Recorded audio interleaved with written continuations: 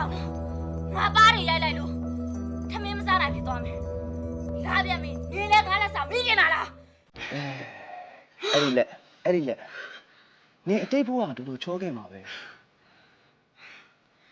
ငါအတိတ်ဘဝတော့ကိုနောက်တိုင်လေ Oh my god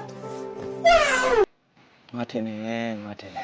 အဲ့ဒါကြောင့်နေရဲ့အပြုတ်အမူအပြောအဆိုအနေအထိုင်ကအင်မတန်မှအိန္ဒြေသိက္ခာရှိပြီးငယ်ငယ်တော့တော်တော်ကိုချောမှာလူဘဝတော့ဆိုရင်နေမြင်သူငယ်ဟုတ်တယ်မလားမင်းမလို့တည်ရတယ်။အော်ငါသိတာပေါ့ဟာနေရတယ်။ဟုတ်ငါကလေနေလှည့်ပြီးတော့ငါသူများတွေကိုစေးကူစားလာတာဒါပေမဲ့နော်ငါအချမ်းကြီးနဲ့ဘယ်တော့မှသူများအောင်မကူငါမေတ္တာနည်းနဲ့ကူတာအခုလေနေနဲ့ငါနဲ့အပေးယူလို့ကြာအောင်ဘာပေးဒီလိုဟာနေအခုဒီထဲကိုဝင်နေတာက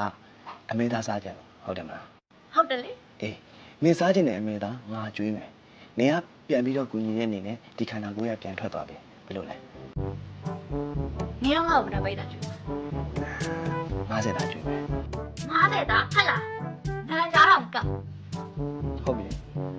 နေကဘယ်လောက်သားစားကြလဲငါမိတ်တာတိတိကျွေးရငါးပိတ်တာတော့မလုံးနဲ့ဗျာနေရလဲငါရမယ်ကြတော့ကြီးတော့ငါးပိတ်တာမှမရှိဘူးနည်းနည်းရှော့ပေါ်လဲလို့ဒီလိုလို့ဟာ3ပိတ်တာထား3ပိတ်တာ3မိတ်တာဟုတ်ဟာ3မိတ်တာမရ4မိတ်တာ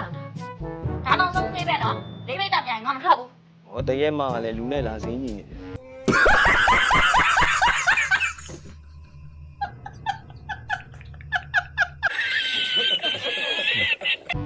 ပြီးတော့ဟာအဲ့ဒါ4ပိတ်တာဒီကနေ့ညတီနော်အေးပါငါကြွေးမယ်ညနေကိုငါလာကြွေးမယ်အခုနေထွက်တော့